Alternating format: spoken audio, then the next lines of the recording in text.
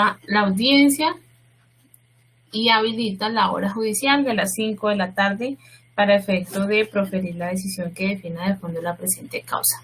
Para el efecto deja establecido que no se evidencia causal de nulidad que invalide lo actuado, que se cumplen los presupuestos procesales para conocer y resolver de fondo la presente litis, por cuanto la demanda se ajustó a los requisitos de ley, los sujetos procesales son capaces jurídicamente y este juzgado es competente por la naturaleza del proceso, el domicilio y la calidad de las partes.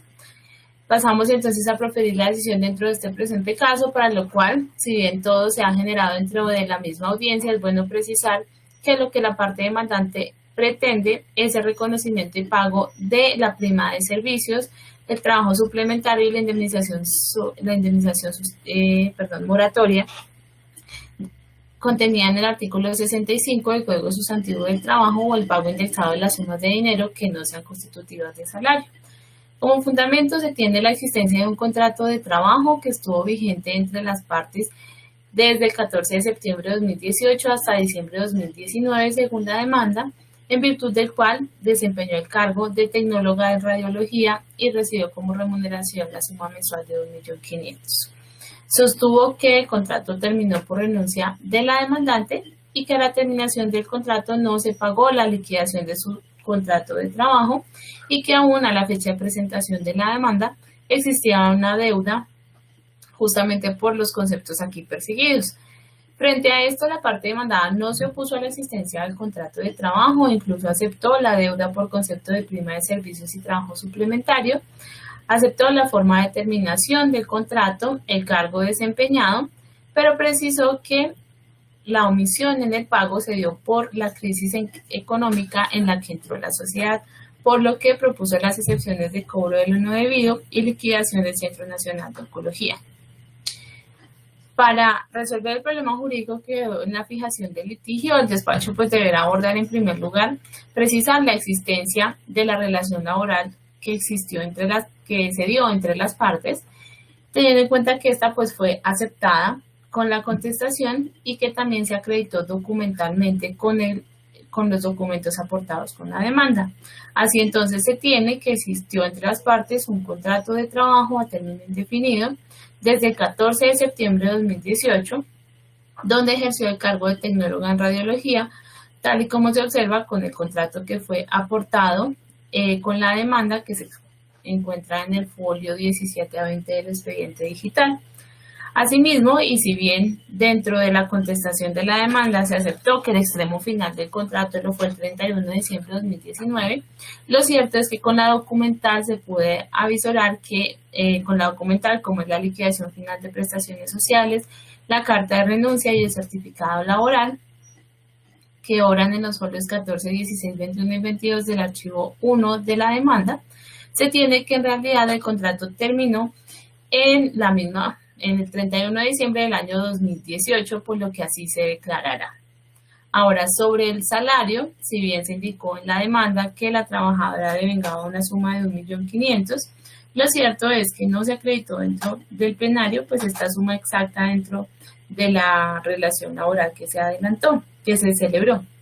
No obstante, pues sí se pudo determinar con precisión, tal y como se evidencia con la liquidación del contrato de trabajo, que al momento de la terminación laboral, la promotora de esta demanda pues devengaba una suma básica de 1.300.000, pero además devengaba una suma un promedio salarial de 201.986 pesos, que eventualmente pues tenga que ver con trabajo suplementario, que se ha reconocido que también pues ejercía la trabajadora, y un auxilio de transporte de 88.211 pesos, por lo que estos factores serán tenidos en cuenta para el proceso. Como se dijo, las pretensiones están relacionadas con el pago de la prima de servicios del segundo semestre y el trabajo suplementario.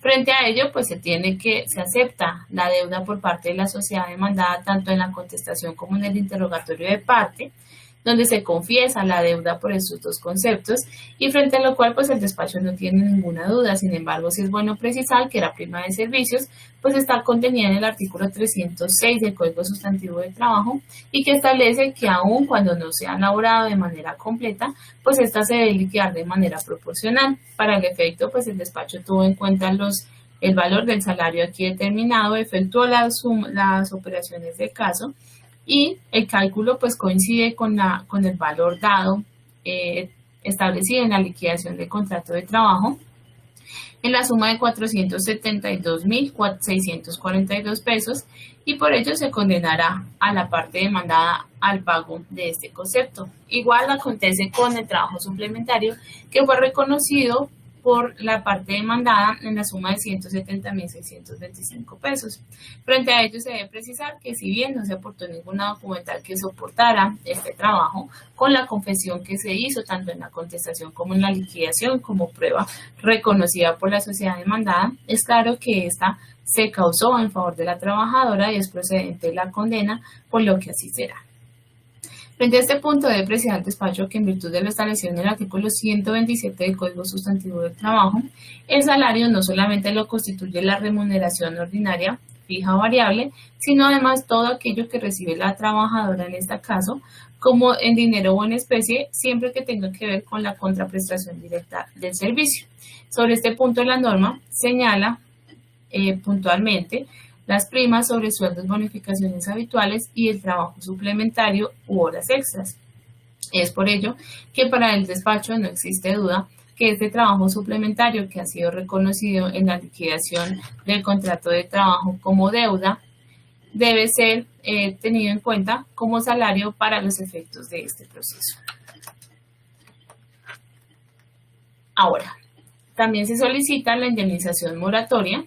Esta es la contenida en el artículo 65 del Código Sustantivo de Trabajo y que de acuerdo con lo establecido en la norma procede cuando se da el incumplimiento en el pago de salarios y prestaciones sociales a la finalización del vínculo y que consiste en un día de salario por cada día de mora por los 24 meses iniciales a la terminación del contrato o los intereses moratorios a la tasa máxima de créditos de libre asignación cuando la reclamación se ha presentado con posterioridad a los 24 meses transcurridos después de la terminación del contrato de trabajo e incluso señala la norma que cuando se trata de salarios superiores a el mínimo, esa indemnización pues correrá solamente en la forma aquí indicada hasta los 24 meses y posteriormente serán los intereses moratorios. Frente a la aplicación de esta indemnización, se tiene que la jurisprudencia ha señalado que no es automática, sino que siempre se debe analizar la conducta remisa del empleador para analizar en cada caso concreto si esta conducta remisa estuvo o no justificada por argumentos que pese no resultar viables o jurídicamente acertados, sí puedan ubicar al empleador en el plano de la buena fe y eventualmente puedan llegar a exonerarlos de esta imposición. La Corte Suprema de Justicia ha establecido en alguna de sus providencias 4 aspectos que deberán tener en cuenta los juzgadores para la imposición de esta indemnización. Primero, como lo indicaba, que su aplicación no es automática ni inexorable, por lo que la sola mora en el pago de salarios y prestaciones sociales no es óbice para que se imponga esta indemnización. Segundo, que debe mediar un análisis de la conducta patronal relacionada con la omisión de pago para establecer si existe una buena fe en su actuar. Tercero, que esta situación puede exonerar al empleador cuando hay fuerza mayor o caso fortuito. Y en todo caso señala como cuarto punto que el empleador es quien ostenta la carga de probar las situaciones que irradian la buena fe de su actuar o la ocurrencia de la fuerza mayor o caso fortuito. En este caso, pues tenemos acreditada que la terminación del contrato se dio el 31 de diciembre del año 2018. Asimismo, con la prueba documental se acreditó que la liquidación de los derechos laborales se efectuó el 2 de enero de 2019, donde se determinó un total de 2.610.172 pesos. De acuerdo con lo informado en un correo electrónico que aportó la parte demandante que fue reconocido por la demandada, del 9 de septiembre de 2019, se acreditó un pago parcial de la liquidación en la suma de 1.966.905 pesos en la fecha de 20 de marzo de 2019. En esa misma comunicación, pues acepta el empleador la deuda de los valores ya determinados, que como indiqué, pues son de prima y trabajo suplementario. Hasta este punto, pues el despacho debe precisar que la empresa demandada en realidad no sufragó el valor de la liquidación de manera inmediata a la fecha de finalización del vínculo, ni tampoco puede afirmarse por el despacho que lo hizo dentro de un tiempo prudente, pues en realidad ninguna justificación se dio por la pasiva para explicar por qué el pago de la liquidación del contrato de trabajo no se dio, por ejemplo, al siguiente corte de nómina o en una fecha próxima a la renuncia de la trabajadora. Y es que es así, pues en realidad la ley laboral exige a los empleadores que el pago de estos derechos laborales se hagan una vez terminado el vínculo, pues ello viene a asegurar la sostenibilidad de los trabajadores en su época cesante. Ahora, de acuerdo con lo que advierte el despacho, en septiembre de 2019, esto es 9 meses posteriores a la finalización del vínculo, el empleador envía un correo electrónico a su trabajadora con un soporte de transacción de marzo, es decir, donde que hasta septiembre de 2019 la trabajadora tuvo conocimiento de cuál era el valor, de cómo se justificaba ese valor que había sido recibido desde marzo de 2019.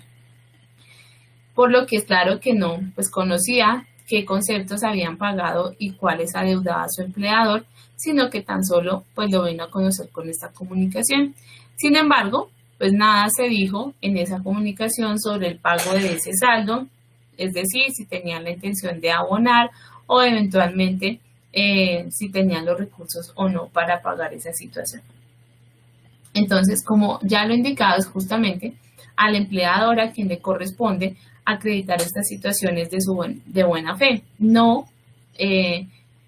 es el trabajador quien debe acreditar la mala fe, sino el empleador quien debe acreditar estos actos de buena fe. Sin embargo, en esta oportunidad, la sociedad demandada ninguna prueba trajo, ya que tan solo pretendió que con la afirmación de su deficiente situación económica o el estado de liquidación que se dio en el año 2020, acreditar una buena fe por la omisión de los pagos que los usuarios, esto es las EPS, pues les estaban adeudando algunas sumas de dinero, y esto fue lo que explicó para justificar la omisión del pago.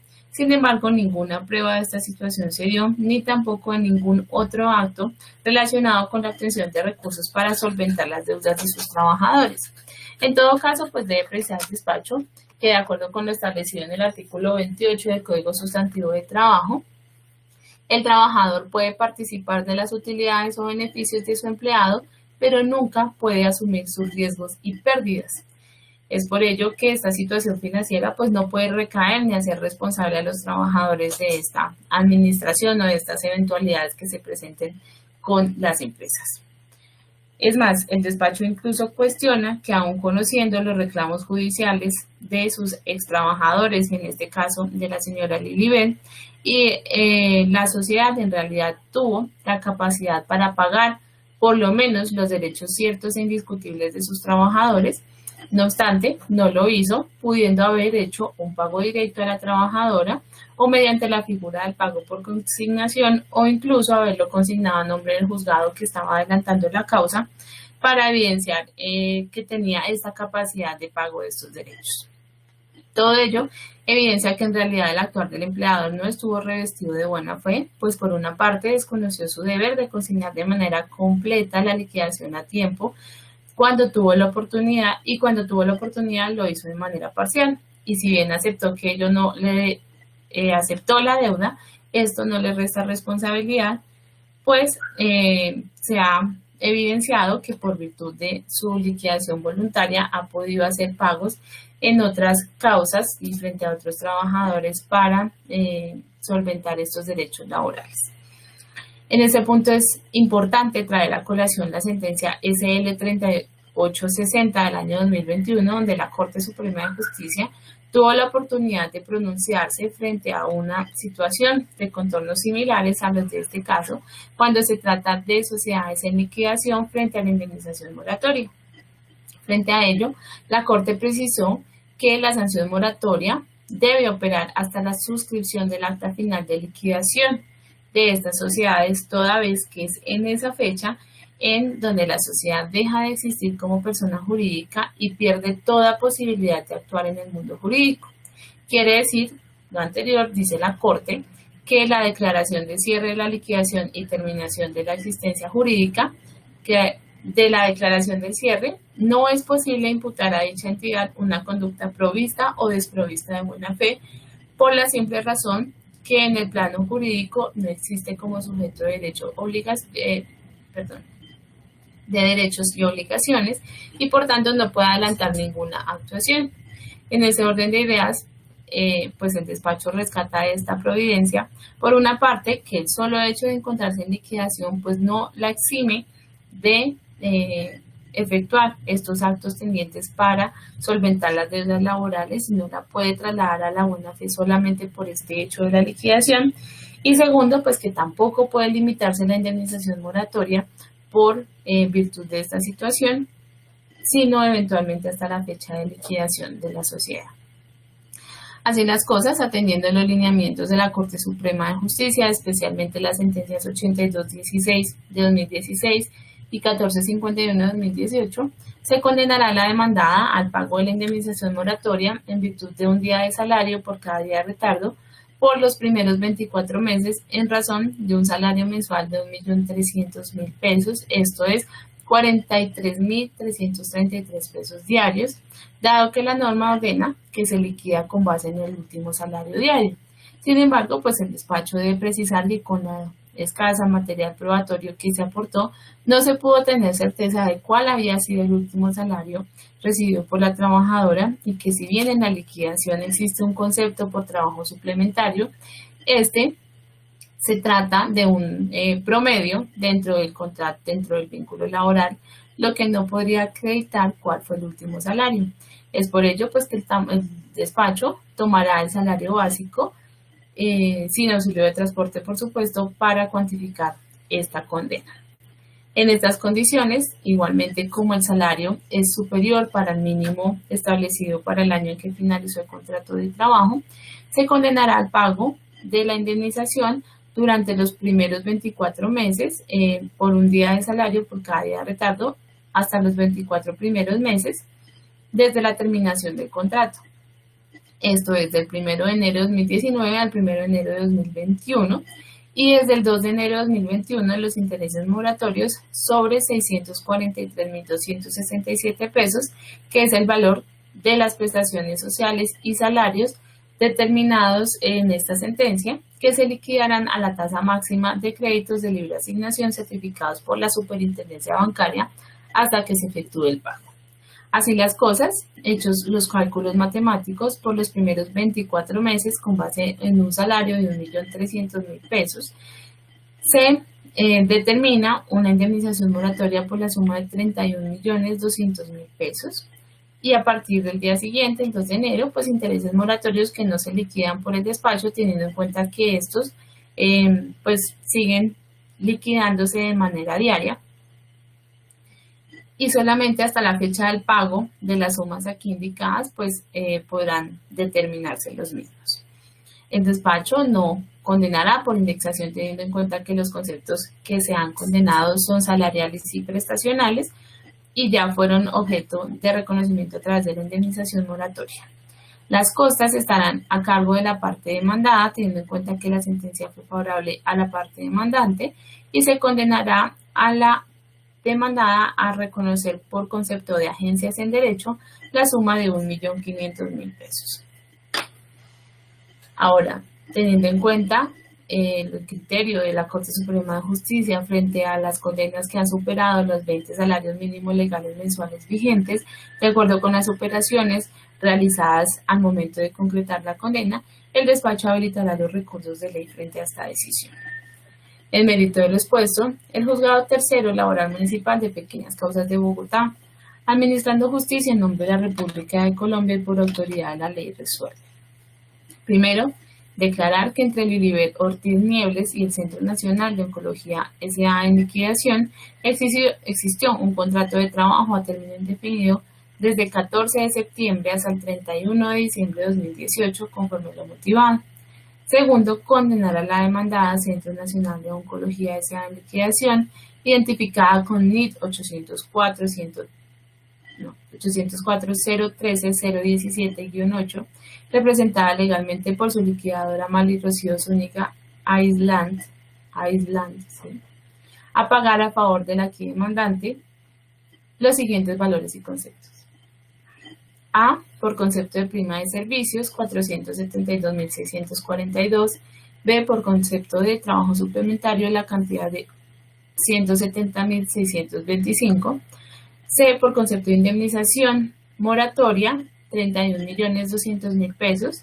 D, por intereses moratorios, desde el 2 de enero de 2021 hasta el momento en que se paguen las prestaciones sociales y salarios sobre la suma de 643.267 pesos. Cuarto, condenar en costas a la parte demandada. Fíjense como agencias en derecho la suma de 1.500.000 pesos. La presente decisión queda notificada a las partes en estrados y proceden los recursos de ley. Parte demandante, ¿alguna manifestación? Sin recurso, su señoría. Muchas gracias. Parte demandada. Su señoría, yo quisiera solicitar, en primer lugar, la reposición de la decisión tomada en su despacho. Y teniendo en cuenta que teniendo en cuenta lo siguiente, teniendo en cuenta el factor objetivo que reza en el artículo 12 del Código Procesal del Trabajo. En un inicio, la demanda debió ser rechazada, teniéndose en cuenta que la sentencia en la cual en este momento nos ocupa supera los 34 millones de pesos.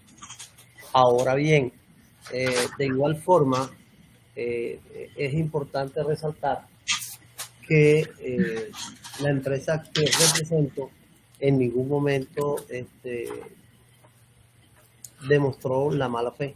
Antes, por el contrario, en momentos en el cual existió la liquidación, a la hoy demandante se le hicieron unos aportes incluso en vigencia de la liquidación. De igual forma, si esta situación no es aceptada por su despacho, solicito que la cuantía en la cual nos ocupa en este momento, por línea jurisprudencial, se delegue el conocimiento de un recurso de apelación ante su superior jerárquico a fin de que conozca del presente proceso. De igual forma, quiero manifestarles que en el eventual caso de conceder el recurso de apelación, será sustentado ante el superior jerárquico. Muchas gracias.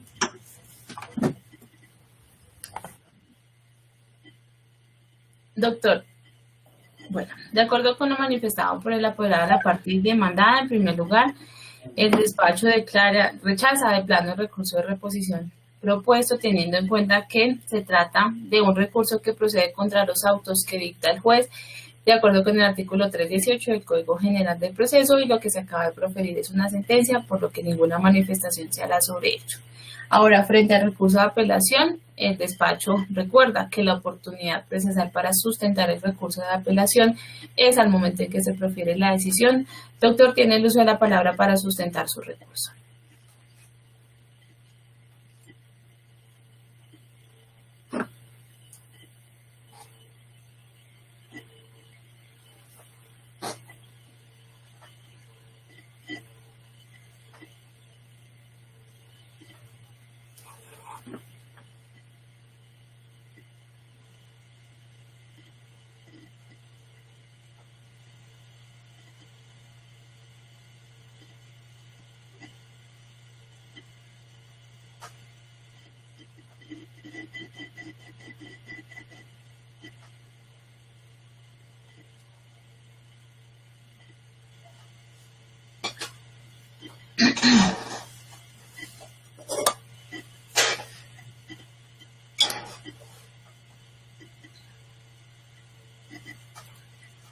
Doctor Ángel, lo escucho. Perdón, doctora. Vuelvo a inicio porque tenía el micrófono apagado, doctora. Qué pena y disculpe.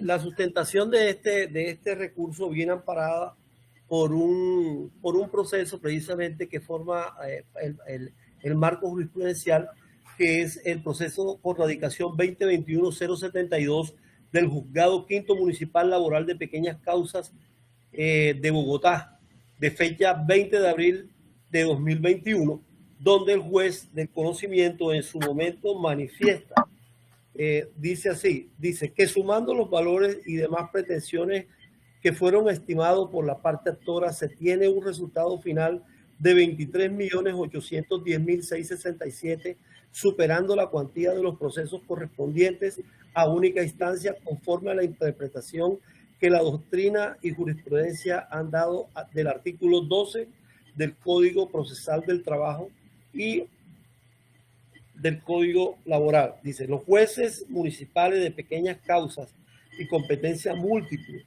donde existen, conocen en única instancia de los negocios cuya cuantía no exceda del equivalente de 20 veces el salario mínimo mensual vigente. Lo subrayado, dice la sentencia, es fuera del texto. Dice, en consecuencia, al superar dichos pedimentos, el límite señalado por la ley, se tiene que este juzgado no es el competente para conocer este asunto, por lo que dispondrá el rechazo de la demanda y ordenará su remisión a los jueces laborales del circuito de esta ciudad para su conocimiento. En su momento decide rechazar en su artículo primero la presente demanda ordinaria por falta de competencia en razón a la cuantía.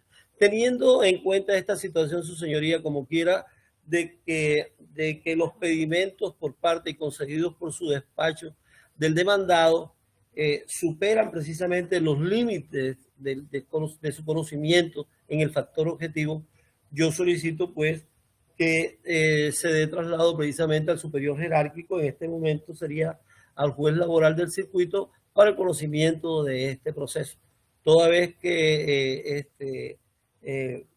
en primer lugar, pues no era usted la competente para esto, y en segundo lugar, pues no existió la mala fe por parte de mi cliente, teniendo en cuenta de que incluso en momentos de que ya la liquidación se había efectuado, precisamente se le hicieron los pagos que correspondían. Obviamente, y no es ningún desconocimiento, y nosotros no lo hemos desconocido, sí quedó un saldo pendiente, el cual estaba precisamente dentro de eso. Como quiera, que al momento de efectuar el pago normal de las acreencias, se había presentado un proceso ordinario laboral, lo lógico era que se debatiera en ese momento y en esta instancia precisamente el pago de esa obligación, pero en el momento nunca se ha negado eso. Entonces, por tal motivo, solicito al juez superior que se sirva precisamente revocar la sentencia dictada por el juez del conocimiento del proceso que nos ocupa. Muchas gracias, señoría.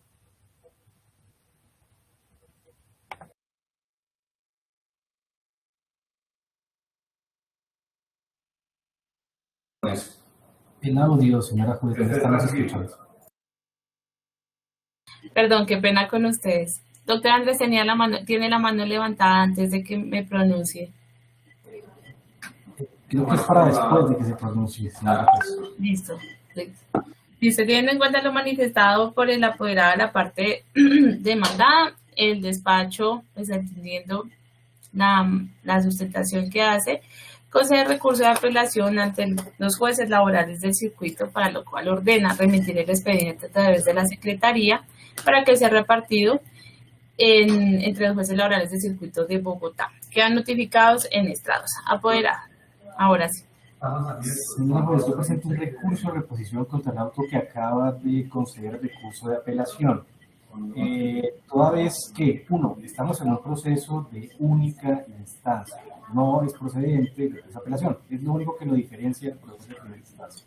Y segundo, el juez del circuito no es competente funcionalmente para conocer el recurso de apelación. Eventualmente del grado jurisdiccional de consulta, pero de la apelación no lo es. Entonces solicito por favor se reponga el auto que concede la apelación. Muchas gracias. Muchas gracias, doctor. Claro que sí.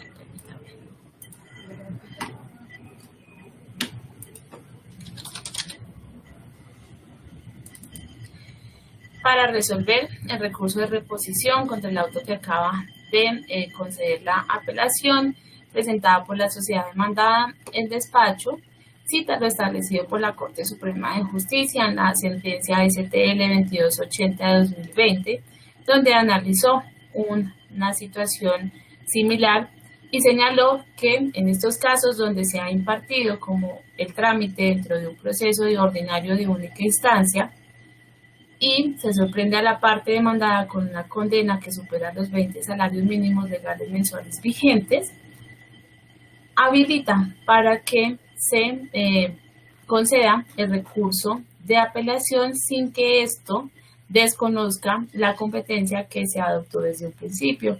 Para el efecto, el despacho debe dejar precisado que al momento de admitir la demanda se hizo el análisis de la competencia de acuerdo con los extremos laborales, extremos temporales establecidos para determinar la cuantía hasta la fecha de erradicación de la demanda, y es por ello que se impartió el trámite de única instancia.